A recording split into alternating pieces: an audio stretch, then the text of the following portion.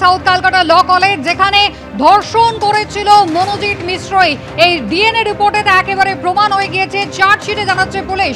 আবির দত্ত আমাদের প্রতিনিধি রয়েছে, প্রথমেই আমি চলে যাব আবিরের কাছে। আবির, সাউথ ক্যালকাটা ল কলেজ যেখানে গণধর্ষণের ঘটনা ঘটে এক আইনের ছাত্রীকে এবং মূল অভিযুক্ত মনোজিৎ মিশ্র, যে চার্জশিট পুলিশ দিয়েছে সেখানে কি বলা হচ্ছে? মনোজিৎ মিশ্র তিনি ধর্ষণ করেছেন? দেখো, যে অভিযোগকারিনী যে অভিযোগ তুলেছিলেন, অর্থাৎ নির্যাতিতার যে বক্তব্য ছিল বা তিনি যেটা লিখিতভাবে অভিযোগ জানিয়েছিলেন, ছত্রে ছত্রে কিন্তু দেখা যাচ্ছে সেই অভিযোগগুলো প্রমাণ হিসাবেও পেয়েছে পুলিশ, যেটা চার্জশিটেও কিন্তু তারা জানাচ্ছেন। মনোজিৎ মিশ্র যাকে গ্রেপ্তার করা হয়েছিল, সে ছাড়াও তার আরও দুই বন্ধু এবং পরবর্তীকালে একজন সিকিউরিটি গার্ড, যে চারজনকে গ্রেপ্তার করা হয়েছে, এই চারজনই এই পরিকল্পনা করেছিল বা এই পরিকল্পনার মধ্যে রয়েছে। তেমনটা যেমন জানানো হয়েছে, তার সঙ্গে সঙ্গে যে মেডিকেল পরীক্ষা করা হয়েছে সেখান থেকে তদন্তকারীরা জানতে পারছেন, যেটা তারা চার্জশিটে উল্লেখ করেছেন, যে এই যে ঘটনা, গণধর্ষণের ঘটনা, সেখানে মনোজিৎ মিশ্র সে ধর্ষণ করেছে। এমনকি তার গায়ে যে আঘাতের চিহ্ন রয়েছে সেটা ইনসিডেন্ট, অর্থাৎ এই ঘটনার সময় সেগুলো হয়েছে।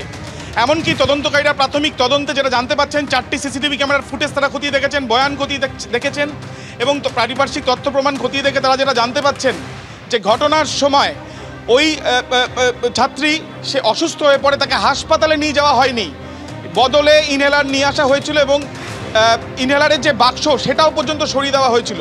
একটি হকি স্টিক উদ্ধার করা হয়েছিল, সেই হকি স্টিক দিয়ে ওই নির্যাতিতাকে মারারও চেষ্টা করা হয়, এমনও কথা কিন্তু উল্লেখ রয়েছে চার্জশিটে।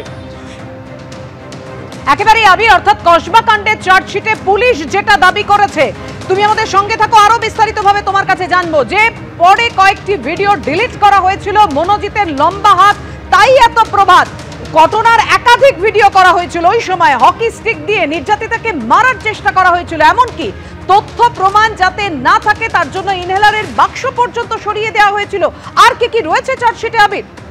চার্জশিটে কিন্তু বারবার করে এই যে মনোজিৎ মিশ্র, তার যে প্রভাব ছিল সেটা কিন্তু উল্লেখ রয়েছে এবং এই লম্বা হাত সেই জন্য তার প্রভাব, এবং সেখানে এই চার্জশিটে উল্লেখ রয়েছে যে কিভাবে কলেজের স্টাফ থেকে আরম্ভ করে স্টুডেন্টদের সে ভয় ভীতি দেখিয়েছে, মারধর করেছে, একাধিক অভিযোগ তার বিরুদ্ধে তার আগে থেকেও ছিল, সেই বিষয়ে উল্লেখ করা হয়েছে। এবং এই যে ঘটনা যখন ঘটে তখন গার্লস সেক্রেটারি ইউনিয়নের করে দেওয়ার নামে লয়ালিটি পরীক্ষা দিতে বলা হয়েছিল নির্যাতিতাকে, এবং তারপর ঘরের ভেতরে যখন ওই নির্যাতিতাকে নিয়ে যাওয়া হয় তখন ইনসিস্ট করেছিল বাকি দুজনও, এবং বাকি দুজনের মধ্যে জেব সে ইনসিস্ট করে এবং প্রমিত সিকিউরিটি গার্ডকে বলে লক করে দিতে দরজা।